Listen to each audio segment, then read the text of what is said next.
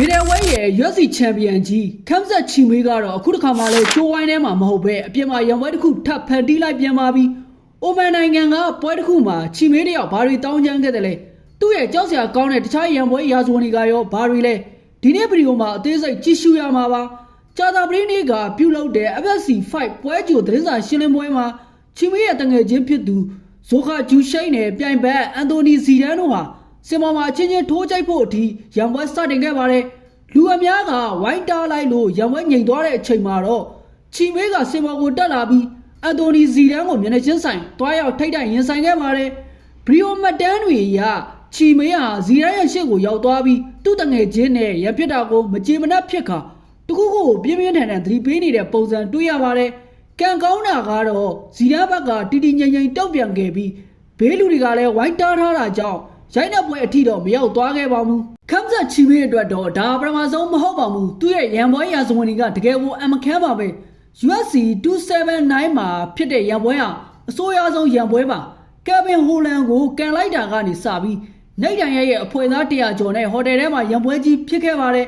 အကျိုးဆက်ကတော့ UFC တမိုင်းမှာပထမဆုံးအကြိမ်သတင်းစာရှင်းလင်းပွဲကြီးကိုဖျက်သိမ်းလိုက်ရတဲ့အထိပါပဲ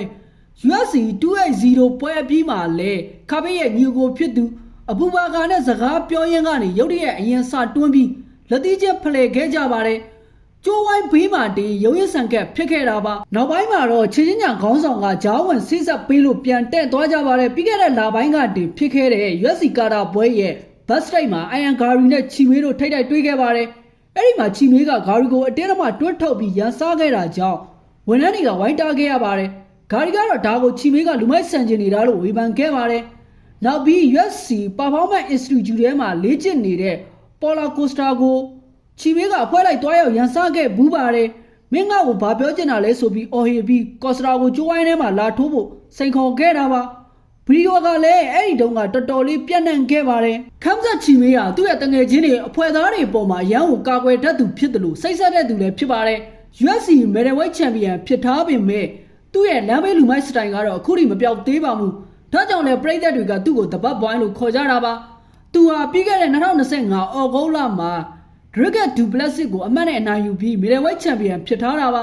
လက်ရှိမှာပထမဆုံးခပတ်ကောက်ွယ်ပွဲကိုစောင့်ဆိုင်နေရင်းနဲ့တစ်ပတ်မှာလည်းဝေတန်းတိုးပြီးအဲ့လက်ပါရဲတာကိုစိန်ခေါ်ကတပည့်ချန်ပီယံဖြစ်ဖို့ကြိုးစားနေပါတယ်အခုကြည့်နေတဲ့ပရိသတ်တွေအနေနဲ့ခမ်ဇတ်ချီမီရဲ့အခုလိုဂျိုးဝိုင်းပြင်ပရန်ပွဲတွေပေါ်မှာဘယ်လိုမြင်ကြသလဲ